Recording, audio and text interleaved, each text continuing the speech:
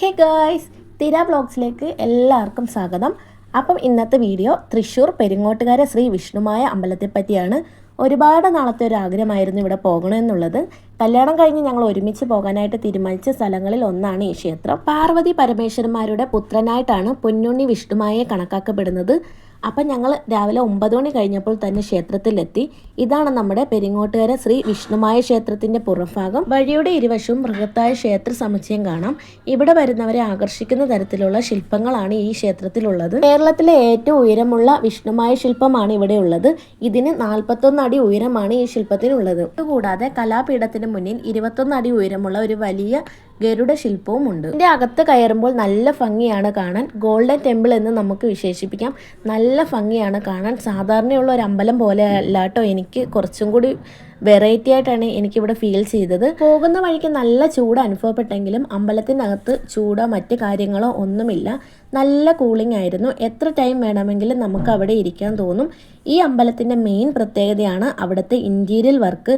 ഒരു കൊട്ടാരത്തിൽ വന്ന ഒരു ഫീലാണ് നമുക്ക് അവിടെ കിട്ടുന്നത്. മാത്രമല്ല മനോഹരമായ ചിത്രപ്പണികളും കൽപ്പണികളും നിരവധി ചുമർ ചിത്രങ്ങളും ഈ അമ്പലത്തിലുണ്ട്.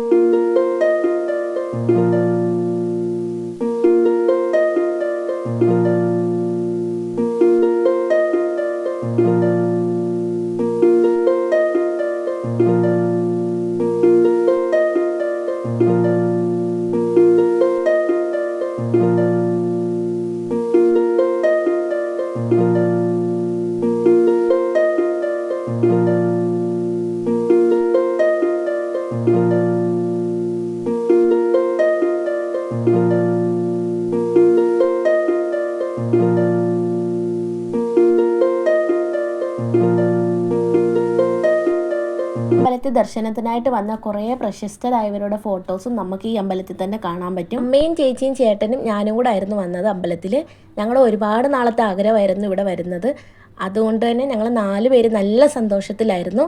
അപ്പോൾ വീഡിയോ ഇത്രയേ ഉള്ളൂ ഗൈസ്. വീഡിയോ ഇഷ്ടപ്പെട്ടാൽ ലൈക്ക് ചെയ്യണം, ഷെയർ ചെയ്യണം, സബ്സ്ക്രൈബ് ചെയ്യണം. തൊട്ടടുത്തുള്ള ബെൽ ബട്ടണും കൂടി പ്രസ് ചെയ്ത് നമ്മളെ സപ്പോർട്ട് ചെയ്യണം. Thank you guys.